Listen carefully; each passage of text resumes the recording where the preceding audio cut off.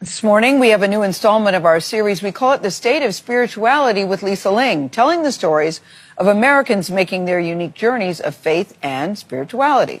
So Lisa's back with a story about Islam and a part of America where this religion is rapidly growing. So this is where it starts for us. Most days, Rami Nassour heads to the post office to check his mailbox. Wow, that's a lot. Inside, a stack of letters from all over the country.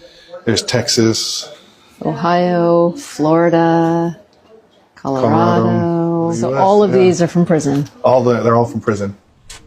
Nassour is the founding director of the Taba Foundation, the first organization in the U.S. to offer a distance learning program in Islamic education to prisoners. How big is the need of Muslim prison inmates seeking out Islamic education? Oh, it's huge. When we started about 15 years ago, that was the main need that we heard from Muslim prisoners. And so we developed this organization to fill that gap and that need. That's because Islam is the fastest growing religion in U.S. prisons, and reports estimate tens of thousands of mostly men convert each year. We've served over 13,000 individuals. By our numbers, 90% of them have converted to Islam, most of them in prison.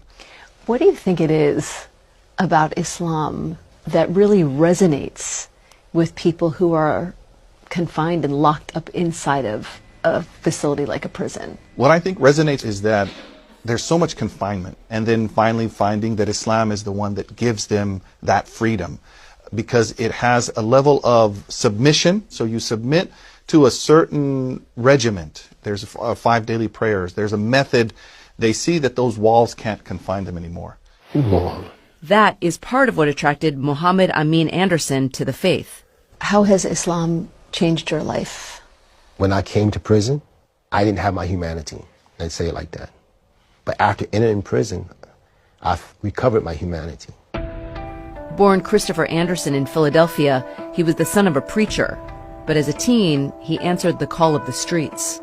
I actually fell into a drug addiction for about 1.5 years. And I got involved with a group of guys, and they were selling drugs in our city. In his early 20s, Anderson participated in a gang-related murder. He was sentenced to more than 30 years in prison. How soon into your incarceration did you find Islam? Maybe 1 year or 2 I was in, I think. Why Islam and not further into Christianity or Judaism or another faith? And I spent my years in prison learning about other faiths. So I knew a lot about them, and it was like Islam was the only one that made sense for me. Was there a particular aspect of it that really resonated with you? For me, the spirituality. It offered me that sense of guidance, direction. As his faith grew deeper, Anderson became connected with Nassour and the Taba Foundation. This call is from a correctional facility and may be monitored and recorded. You were teaching him Yes. by phone. There's only so much that you can do with self-learning. So I started taking his phone calls, started sending him material, answering his questions, and really taught him over the course of about 17 years, to the point that then he was able to teach in the prisons. But yet there are still widespread misconceptions about why people are converting to Islam in prison. There may be a perception that those people are becoming radicalized. What do you make of that theory? It's just not the case. The numbers don't show that. Does it exist? Yes. But it's a rare instance. In the same way, are there people who are Christian extremists, who are radicalized in prison, who might go on to do a terrorism act? Yes. According to the National Institute of Corrections, violence due to prison radicalization by Muslims in the U.S. is a rare event, and there's little to no evidence it's happening. In fact, Nassour says many converts are attracted to the faith by observing how Muslim prisoners carry themselves. They'll notice that that person's different. He's not falling into the same ruts of how other people might behave in prison. And so they ask them, and then he'll say, well, it's my Islam, and my Islam teaches me about my character.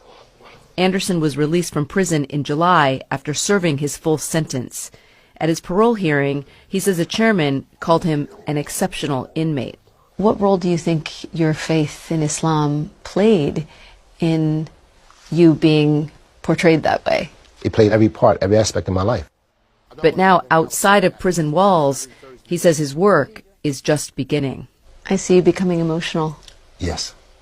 Yes. What is it that's filling you with this emotion? Because to be able to know where I came from, the person I was, the selfish person I was, the lives I ruined, the people I harmed, and now to be able to give a second chance. But I believe God gave me a second chance to come out here to serve humanity, because the person life I took, he doesn't have a second chance. So I think I owe it to him. I owe it to his family. I owe it to his children to do something with my life. What would little Christopher Anderson think about Muhammad Amin? He would think, now you got it. Now you got it. What did you get? What it means to live. What it means to live. Anderson now has a job with the Taba Foundation and is enjoying a quiet, prayerful life. Nasor told us in his 15 years of doing this, it has been rare for someone to denounce Islam once they leave prison. Evidence that he says shows it's not just a phase behind bars. Back to you in the studio. Wow, very powerful, Lisa, listening to Mr. Anderson. Were you caught off guard by his emotion? Because he was so in control. I love earlier in the interview when he said, Islam helped me find my humanity. I'm for everybody finding their humanity, however they need to do that.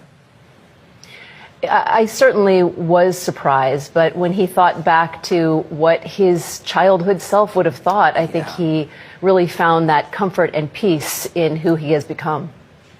Lisa, I love the follow-up question. What do you mean by it? And he says, I mean what it means to live. It's just, we wouldn't have that if you didn't ask the question, and it was a really strong piece to end on. So also, thank you very much. Also acknowledging the victim, how he feels about the victim, what Yes. he's done and what he's destroyed in the victim's family. Absolutely. Very important Absolutely. to hear that. You went all the places necessary. It was a great piece. Thank you very much. Appreciate it.